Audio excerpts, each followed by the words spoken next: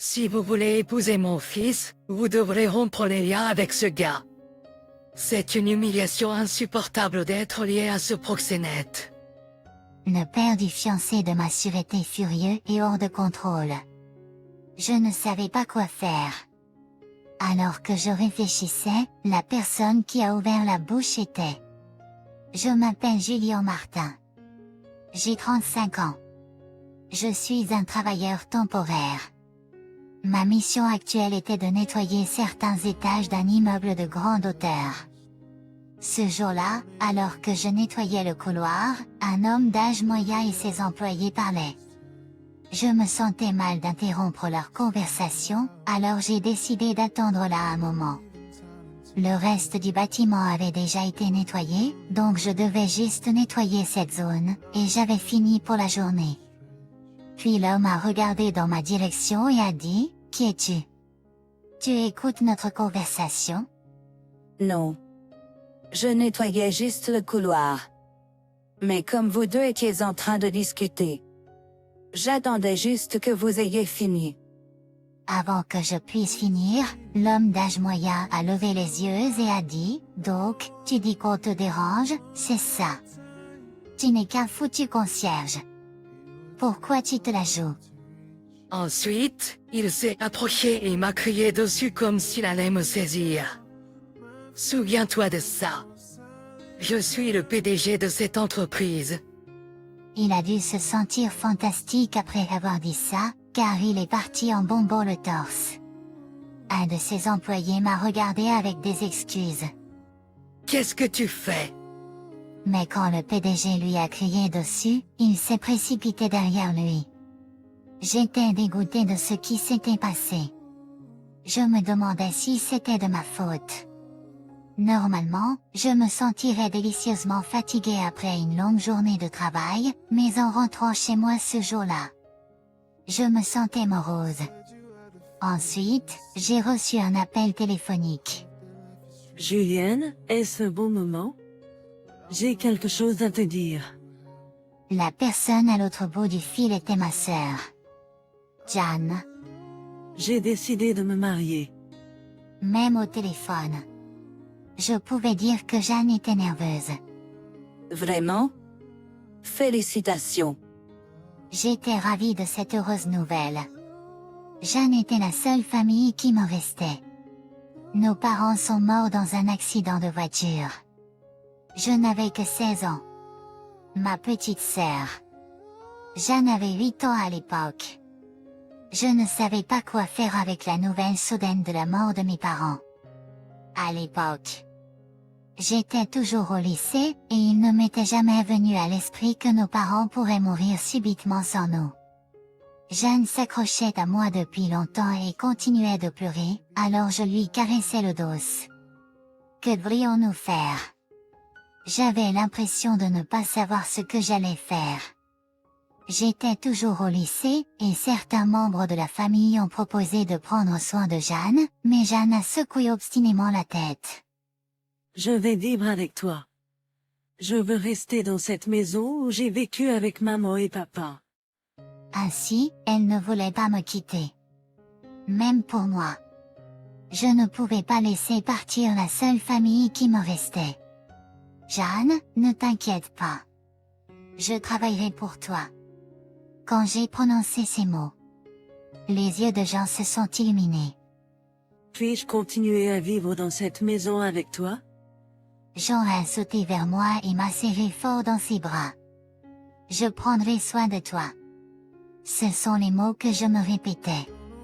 J'ai abandonné l'école secondaire et j'ai commencé à travailler à temps partiel. Puis je suis devenu un employé temporaire et j'ai réussi à gagner ma vie. Je ferai ce que je peux aussi. Jean était encore à l'école primaire, mais elle a essayé de faire la lessive et le nettoyage en regardant et en imitant ce que je faisais. Elle était capable de faire toutes les tâches domestiques lorsqu'elle est entrée au collège, ce qui m'a vraiment été bénéfique. Et, Julienne, tu es de retour. Aujourd'hui, je fais de la soupe aux choux. Nous sommes presque arrivés à la fin du mois. Elle cuisinait le dîner et m'attendait à la maison comme ça. Elle se levait tôt pour faire la lessive avant l'école et me préparait même mon déjeuner. Puis, juste après l'école, elle rentrait à la maison pour étudier et cuisiner le dîner. Je n'avais pas les moyens d'envoyer Jean à l'étude, mais elle était l'une des meilleures élèves de sa classe. Après avoir obtenu son diplôme de l'école secondaire, je vais aussi travailler. Je ne veux pas poursuivre mes études alors que tu es la seule à travailler dur. Un jour, Jean m'a dit cela avec un air pensif. Elle a dû se sentir mal pour moi. Je suis contente que tu ressentes cela, mais je veux que tu ailles au lycée et à l'université. Tes notes sont excellentes, et je veux que tu passes un merveilleux moment à l'école en mon nom. J'ai persuadé Jean comme si je la suppliais. C'est un plaisir de te voir apprécier l'école. J'ai ajouté cela, et elle a finalement hoché la tête. Grace entered the best school in the area and was accepted into a prestigious national university. We had a small toast together. Grace, a minor, toasted with cheese. I don't want to put too much burden on you anymore. Grace received a scholarship to Eton University and worked part-time in between her demanding study. Every month, she would give me money for living expenses from her own earning. This hobby continued even after she graduated from college, got a job, and started living on her own. Of course. I refused to accept. We no longer live together, and you have your own life, right? She shook her head and said, "You want to return the favor, or rather, thank you for bringing me up until now. You sacrificed your youth for me." Grace seemed to be filled with remorse for me. He chose to take the money since he thought it would make her feel better. We didn't live together, but Grace and he kept in touch. After he started working, she told me she had met someone nice, but now she was getting married. He looked back on Grace's childhood with nostalgia. He had a feeling that he was going to cry on Grace's wedding day. He was in tears thinking about it. For both families to meet. He was thinking about 2 weeks from now on Sunday. Is that okay? He marked it on my calendar as soon as she said that. And on the day of the meeting. He put on suis noticed and headed to the restaurant. Grace and her fiancé were waiting there. Grace's fiancé, Jacob Lee, was a nice, fresh young man. It was said that he worked for a trading company. He met Grace through an acquaintance and seemed very polite. Le seul problème était qu'il semblait être un peu timide.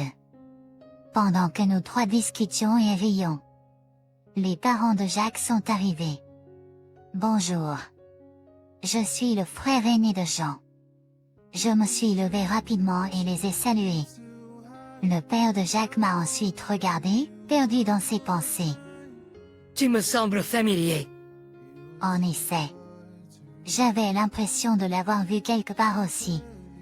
J'ai fixé le père de Jacques. Oh, tu es la personne de l'autre jour. Ma mémoire est revenue. L'homme qui m'avait crié dessus dans le couloir l'autre jour. Monsieur Lee semblait aussi me reconnaître. Oh, tu es ce foutu concierge de l'autre jour. Il m'a regardé avec mépris comme si j'étais un idiot. Puis, dès que nous avons pris nos places, il a commencé à se vanter de lui-même. Je possède une entreprise dans les étages supérieurs d'un immeuble de grande hauteur. Après cela, il a continué à se vanter de combien d'argent il gagnait par an, du nombre de personnes qu'il employait, et ainsi de suite. Tu as assez parlé de toi maintenant. Après un moment, sa femme a essayé de l'arrêter et l'attention s'est entièrement portée sur nous. Comme s'il menait une sorte d'enquête, il a commencé à poser des questions sur Jean et moi. Pour être honnête, Je ne me sentais pas bien à ce sujet, mais nous leur avons tout dit honnêtement. Sauf une chose. Jean est une travailleuse acharnée. Elle a beaucoup travaillé et obtenu des résultats tant pendant ses jours d'école que après avoir trouvé un emploi. Et elle est très disciplinée, m'envoyant de l'argent chaque mois, même si je lui ai dit de ne pas le faire. Quand j'ai mentionné cela, Monsieur Lee a changé d'attitude.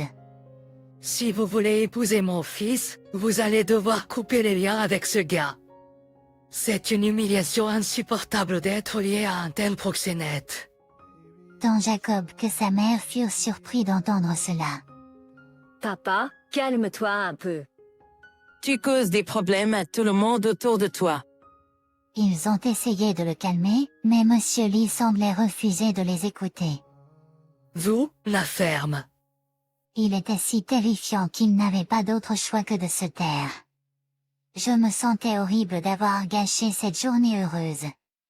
J'étais vraiment désolée d'avoir dit quelque chose que je n'aurais pas dit. Pensant cela, je regardais le visage de Jean, et elle ouvrit la bouche d'une manière digne. Monsieur Lee, votre entreprise est située dans un immeuble à New York, n'est-ce pas? À la question de Jean, le père de Jacob répondit d'une manière peu amicale. Ouais, et alors? Jean posa plus de questions sans changer son expression du tout. Connaissez-vous le nom du propriétaire de cet immeuble? Le père de Jacob dit d'un air renfrogné. Comment diable ne saurais-je? Jean étendit fièrement son bras vers moi. Permettez-moi de vous présenter alors. Le propriétaire de cet immeuble. Julien Martin. En d'autres termes, mon frère. Ils me regardèrent tous avec de grands yeux, incrédules. Je travaillais comme intérimaire et investissais en même temps. Apparemment. J'avais du talent pour cela, et au moment où Jean a terminé ses études secondaires, j'avais amassé une somme considérable d'actifs. J'aurais pu payer ses frais de scolarité. Je me suis toujours appuyé sur toi, alors à partir de maintenant, je vais travailler dur de mon côté. J'ai refusé l'argent de grâce de son travail à temps partiel pour les dépenses de subsistance, mais Grâce a insisté. Je ne veux pas oublier la dette de gratitude de m'avoir élevé, elle a insisté. Et j'ai été inspiré par Grâce. Peu importe votre succès, vous ne devez jamais oublier comment vous avez commencé. J'ai choisi de continuer à travailler comme intérimaire. Puis, l'autre jour, l'agence d'intérim avec laquelle j'étais inscrit m'a proposé un travail de nettoyage de bâtiment. Il se trouve que c'était un bâtiment que je possédais. Ce n'est pas tous les jours qu'on a une telle opportunité. J'ai décidé de prendre le travail sur le champ. Quand je lui en ai parlé, Monsieur Lee a soudainement changé radicalement d'attitude.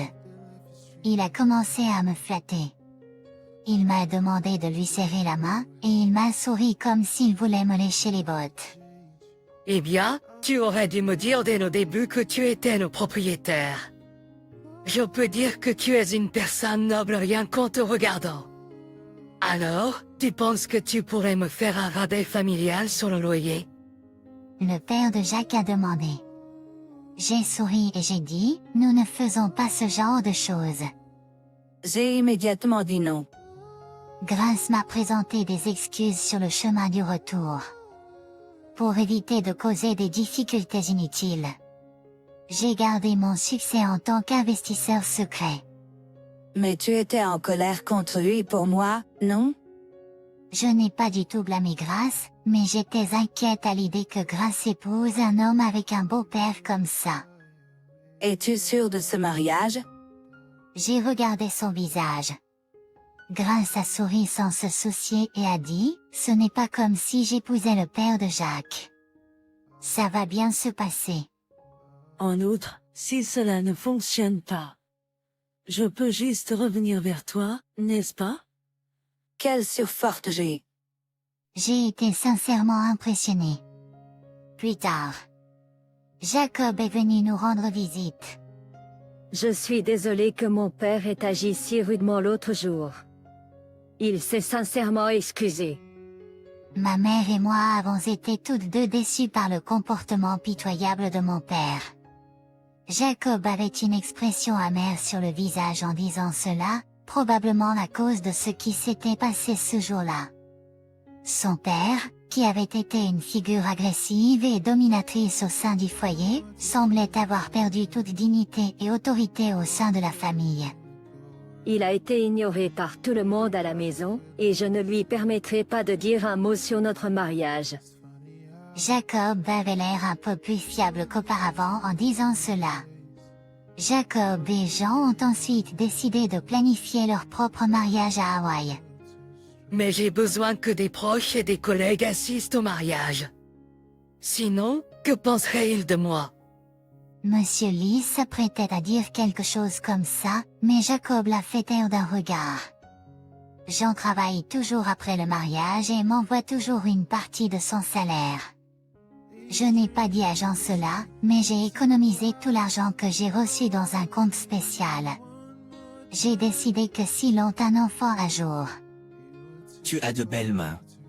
Julie. En es-tu consciente? ma main s'est arrêtée de taper sur l'ordinateur au mot de mon collègue. Pourquoi dis-tu cela soudainement? Tes doigts sont longs et fins, et je les trouve vraiment beaux. Et tu tapes vite aussi. Mon collègue. Antoine a regardé sérieusement mes mains. J'ai rapidement caché mes mains, embarrassée. Mais il semble que vous n'utilisez pas de vernis à ongles. Ouais.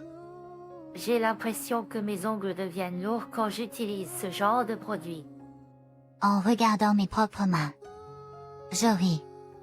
Il y a des décennies, quelqu'un a complimenté mes mains de la même manière. Dommage que nous ne nous reverrons jamais. Je m'appelle Julia Ford. Je suis une mère célibataire travaillant dans une entreprise à Los Angeles. Bien que ma vie soit loin d'être luxueuse. Je vis une vie modeste mais épanouissante. S'il y a une chose qui m'inquiète, c'est mon fils. Daniel. Il est en 2e année de lycée et ne parle pas beaucoup. Peut-être est-ce parce qu'il entre actuellement dans sa période rebelle. Je ne veux pas trop m'immiscer, donc je garde une distance modérée avec lui. Il a déjà 17 ans. Je me demande si c'est la preuve que je vieillis. Daniel, es-tu à la maison? Quand je suis rentrée du travail, j'ai trouvé les chaussures de Daniel à l'entrée. Il semble qu'il est rentré plus tôt que moi aujourd'hui. En enlevant mes chaussures, me demandant si aujourd'hui était un jour où il n'avait pas de travail à temps partiel. J'ai remarqué quelque chose d'inhabituel. Quel est ce bruit? Je me suis rapidement dirigée vers le salon et j'ai ouvert la porte vigoureusement. Daniel. Je t'ai dit de ne pas écouter de musique jazz à la maison, n'est-ce pas? Daniel était en train de se détendre sur le canapé dans le salon. Il s'est retourné et m'a regardé. Oh, tu es rentré. Pourquoi es-tu en colère contre moi? Il est juste assis là à faire semblant comme si rien ne s'était passé. Arrêtez tout de suite. J'ai pris le téléphone portable de Daniel et j'ai appuyé sur le bouton d'arrêt. Il semblait contrarié que j'ai pris le contrôle de son téléphone portable sans sa permission, et nous nous sommes disputés après cela. Qu'est-ce qui ne va pas avec écouter de la musique à la maison? Quel casse-pied tu l'es. Oui, tu l'es. Daniel s'est plaint et est allé dans sa chambre, en claquant la porte derrière lui. Apparemment, il écoutait une chanson que son ami lui avait recommandée. Je me suis assis sur le canapé où il était assis et j'ai poussé un soupir lourd. Je déteste la musique, surtout quand j'écoute du jazz. J'ai des palpitations et je me sens mal. Pour cette raison, je me suis interdit de chanter ou d'écouter de la musique à la maison. Mais il est impossible de totalement exclure la musique. Je comprends parfaitement cela. J'ai eu des disputes avec Daniel plus d'une fois ou deux. Une semaine plus tard, j'étais au lycée de Daniel. J'ai une réunion qui concerne Daniel et son professeur. En deuxième année de lycée, les élèves doivent réfléchir à leur plan de carrière ou se préparer à poursuivre leurs études supérieures. Daniel et moi n'avons pas eu de conversation depuis notre dispute l'autre jour. Je n'étais pas sûre de pouvoir avoir une réunion appropriée avec son professeur. Daniel se tenait déjà devant la salle de classe. Nous sommes entrés tous les deux dans la salle de classe en silence, en attendant le professeur. Le professeur est un homme dans la cinquantaine. Ses cheveux gris sont mélangés, mais sa coupe de cheveux soignée et ses lunettes à monture noire sont très typiques d'un professeur de lycée. J'étais un peu nerveux car je ne le rencontre pas habituellement. Il semble qu'il ait remarqué que j'étais nerveux. Merci d'avoir assisté à la réunion d'aujourd'hui, madame. Il m'a souri et m'a guidé vers ma place. Alors que la réunion commençait, il m'a dit quelque chose de choquant. Daniel a dit qu'il veut s'inscrire dans une université nationale pour obtenir un baccalauréat en éducation. Toi? C'était la première fois que j'entendais ça. Daniel, veux-tu devenir enseignant? Votre fils veut devenir professeur de musique. À ma grande surprise. Daniel avait rejoint un club de chant sans me le dire après son entrée au lycée. Il était irrésistiblement attiré par le club lorsqu'on lui avait présenté les activités du club au début de son inscription. Le club de chant de ce lycée est ce que l'on pourrait appeler une référence, remportant des prix lors de grandes compétitions chaque année. Pour Daniel, qui jusqu'alors n'avait eu que des cours de chant à l'école, le club était un endroit idéal pour apprendre l'harmonie du chant mixte. C'était si beau que ça lui donnait des frissons. Daniel, qui n'avait jamais chanté correctement, avait du mal après avoir rejoint le club. Mais après un an de pratique, au printemps de sa deuxième année de lycée, le mentor de Daniel du club de chant lui a recommandé de postuler à l'école de musique. On lui a demandé s'il souhaitait étudier sérieusement la musique vocale et faire carrière dans la musique. Mais le mentor m'a dit avec regret que Daniel l'avait refusé.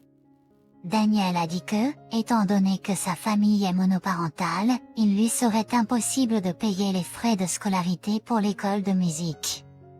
Je pensais que l'enseignement était hors de question pour moi, mais j'aime enseigner aux gens et je voulais toujours étudier la musique. Il est vrai que les frais de scolarité sont beaucoup moins élevés dans les universités nationales que dans les universités privées. Cependant, si tu passes l'examen d'entrée, tu devras suivre des cours de musique privés. Et tu devras être capable de jouer du piano au moins. Tu n'as même jamais touché un piano, n'est-ce pas? Madame, je comprends que vous êtes bien consciente de la situation. Il est vrai que l'examen d'entrée à l'école de musique est très particulier. Pour être honnête, il est assez difficile de commencer la préparation à partir de maintenant. Mais mon mentor me donnera des cours particuliers de chant. En ce qui concerne le piano, en fait, je peux jouer un peu. Il semble que Daniel ait pratiqué le piano chez un ami d'enfance du quartier depuis qu'il était petit. Et il me l'a caché. J'ai été surpris d'en apprendre de plus en plus sur un aspect de Daniel que je n'avais jamais connu. Pourtant, je ne suis toujours pas au niveau où je peux passer l'examen du tout. Je prévois de prendre des cours de piano avec mon mentor. Je vais prendre un emploi à temps partiel et payer les leçons moi-même. Maman, s'il te plaît. Non, tu ne peux pas. À travers ses yeux pétillants, j'ai vu le visage de son père. Cet homme était aussi celui qui me regardait droit dans les yeux de cette façon. Daniel, qui était autrefois un petit garçon, a tellement grandi avant que je m'en rende compte, et il a décidé de sa propre voie professionnelle et essaie maintenant d'y avancer. L'autre jour, il a commencé à écouter de la musique jazz à la maison. Il semble qu'un ami qui soutient Daniel lui ait suggéré d'écouter différents types de musique. Et pourtant, j'étais bloqué dans mon propre passé, le niant sans réfléchir. Je ne suis pas un bon parent pour Daniel. Je me demande si c'est aussi à cause de mon ADN. J'ai murmuré d'une voix que personne ne pouvait entendre, et je me suis tournée vers Daniel. Non, tu ne peux pas avoir un emploi à temps partiel. Si tu as le temps pour ça, tu devrais pratiquer davantage. Je péris tes leçons. Samuel, s'il te plaît, prends soin de Daniel. J'ai dit mes mots forts et clairs. Il semble que Samuel ait été impressionné par mes mots. Il m'a souri et a acquiescé. Daniel, tu vas avoir du mal. Vous devez organiser votre emploi du temps correctement. En plus des matières générales pour l'examen, vous devrez également pratiquer vos compétences pratiques en musique. J'ai entendu plus tard que Samuel était le mentor du club de chorale. J'ai ri et je me demandais s'il testait ma réaction en ne révélant pas cela. J'étais convaincue que Daniel était entre de bonnes mains avec ce mentor. Après cela, ce fut une année et demie mouvementée. J'ai acheté un piano électronique pour Daniel. C'est parce qu'il y a une limite à laquelle Daniel pourrait utiliser le piano de la salle de musique de l'école. Puisque nous vivons dans une propriété locative. Daniel mettait des écouteurs à la maison chaque fois qu'elle s'entraînait. Elle va à des cours de chant et de piano une fois par semaine, et quand elle rentre à la maison, elle étudie les livres de musique et les matières générales. Elle avait particulièrement du mal avec le piano. Pour équilibrer la pression de ses 5 doigts, Daniel posait sa main sur la table et s'entraînait à taper ses doigts contre la table à tour de rôle, répétant l'exercice chaque jour. La musique repose sur une base de pratique de base ahurissante. Même après tout ce temps, je regrette de l'avoir éloigné de quelque chose qui la passionne tant. Chaque jour, les yeux de Daniel pétillaient lorsqu'elle étudiait la musique, même si elle était épuisée. Tout ce que je peux faire maintenant, c'est la soutenir. Je lui préparais son repas du soir, l'accompagnais à ses cours et la raccompagnais à la maison. Nous n'avions pas beaucoup de conversations, mais aujourd'hui, Daniel m'a appris quelque chose. Elle a dit qu'elle ne pouvait pas prononcer les paroles italiennes de l'assignation pour le cours de chant. Il y avait des jours où elle restait dans sa chambre à ruminer. Mais elle semblait avoir surmonté cela à sa manière et s'était consacrée à la pratique. J'avais l'impression que la musique avait renforcé le lien parent-enfant qui nous avait presque séparés. Maman, je l'ai fait. J'ai réussi l'examen d'entrée. À l'hiver de sa dernière année de lycée, Daniel m'a rendu compte avec les yeux les plus brillants que j'ai jamais vus. C'était le moment où tout son travail a porté ses fruits. Une semaine après cette annonce, nous avons décidé de sortir dîner pour célébrer. Le restaurant était celui que Daniel avait tant désiré. Il m'a conduit dans une rue latérale du centre-ville en soirée, et après une courte marche, nous avons trouvé le restaurant. J'ai été surprise. Daniel, est-ce que cet endroit? Désolé, juste pour aujourd'hui. Considère ça comme ma célébration et supporte-moi. Je t'en prie, maman. C'était un bar de jazz. Devant la porte du bar se trouvait un panneau illuminé, un enseigne au néon qui indiquait bar POH et brillait en rose. J'ai hésité au début, mais c'était une célébration pour le succès de mon fils. Ensuite, j'ai ouvert la porte à contre-cœur. Le restaurant faiblement éclairé avait des comptoirs et des tables, et on nous a guidés vers une table près de l'entrée. Au fond du restaurant se trouvait un grand piano et une batterie. Les murs étaient décorés de photos et d'autographes d'artistes qui avaient visité le restaurant dans le passé. Daniel n'avait jamais été dans un restaurant comme celui-ci auparavant, alors il regardait nerveusement autour du restaurant. En regardant le menu, nous avons commandé un repas de luxe et traqué avec des cocktails et des boissons non alcoolisées servies en premier. Au fur et à mesure que le temps passait, de plus en plus de gens arrivaient au restaurant. Il semble qu'un musicien local bien connu soit prévu pour jouer aujourd'hui. Daniel écoutait uniquement de la musique classique pour étudier pendant son examen d'entrée.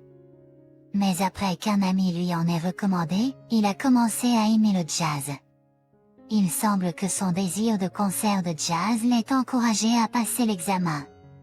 Cependant, à l'approche du spectacle en direct, il y a eu une sorte d'agitation parmi les serveurs. Pendant que je mangeais mon plat principal alors, j'ai regardé autour de moi pour voir ce qui se passait. Un homme d'âge moyen qui semblait être en charge se tenait devant le piano et s'est incliné profondément devant nous. Nous sommes désolés, tout le monde. Le concert de jazz prévu a été retardé en raison d'un retard de train, et l'heure d'arrivée n'a pas encore été déterminée.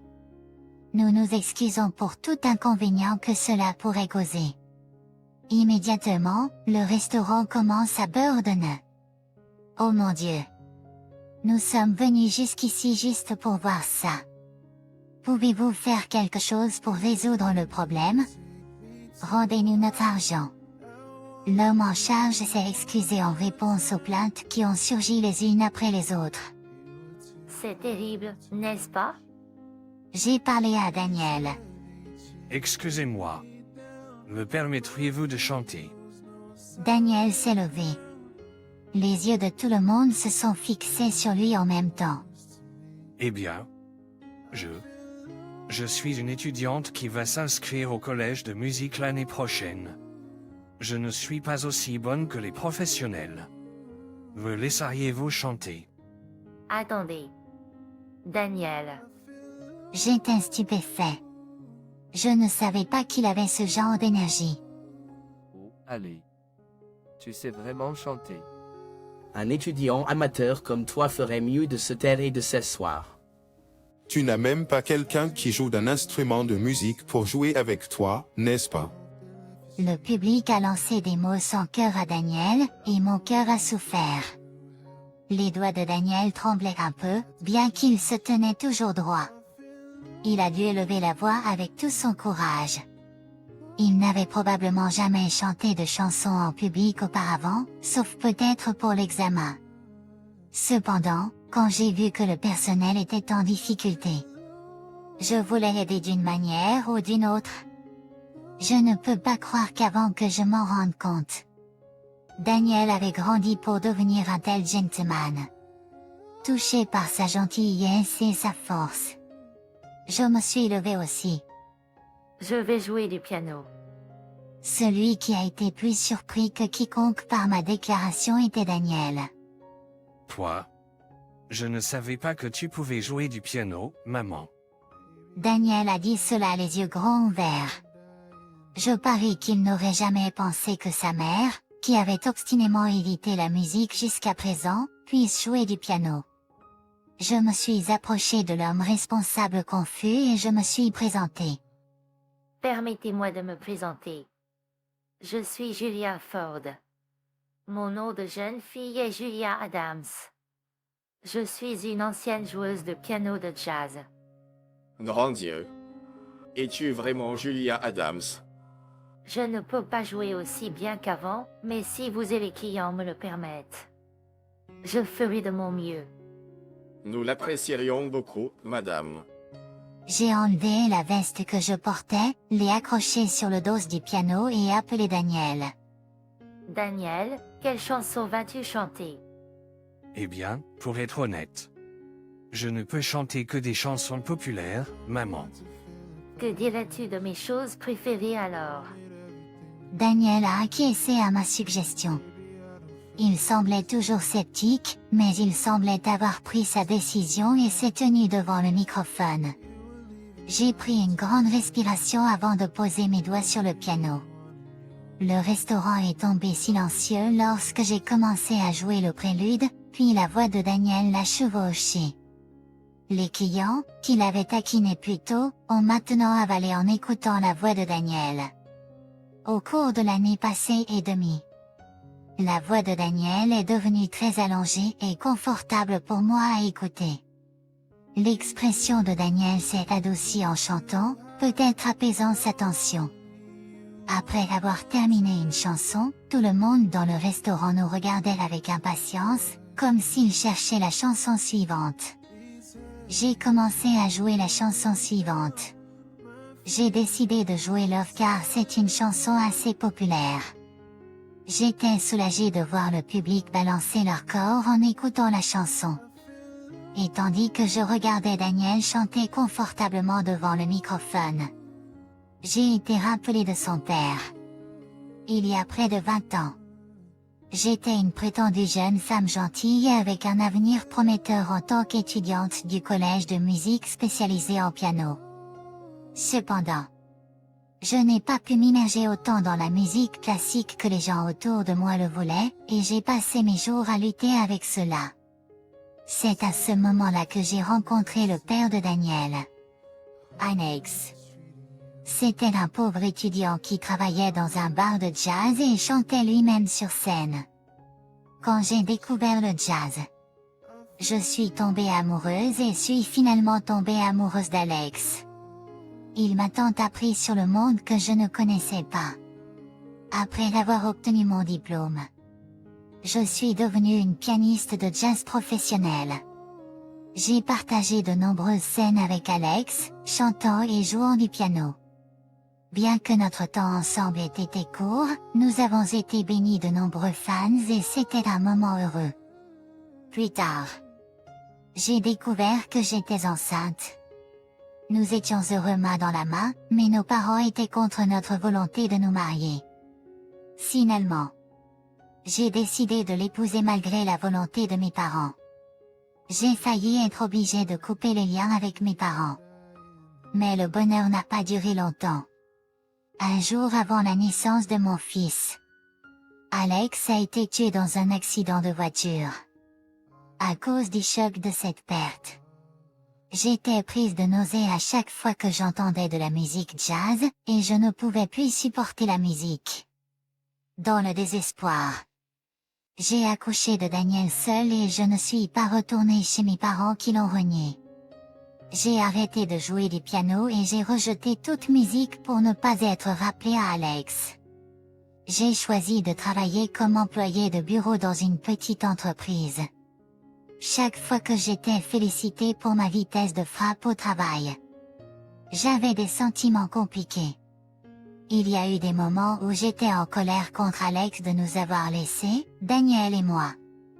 Mais maintenant, en voyant Daniel chanter joyeusement pendant que je joue du piano, les larmes me montent aux yeux. Ce que j'aurais dû faire, c'était ne pas tenir Daniel à l'écart de la musique, mais partager mes souvenirs d'Alex avec lui. Alors que la chanson Ça ne veut rien dire touchait à sa fin, les artistes décédés sont arrivés. Le restaurant a applaudi sans fin. Daniel et moi étions soulagés. Nous sommes retournés à nos places, remerciés à plusieurs reprises par le gérant du restaurant. L'excitation de Daniel était toujours intacte. Maman, pourquoi ne m'as-tu pas dit que tu sais jouer du piano? Tu es tellement douée, et je veux que tu m'apprennes.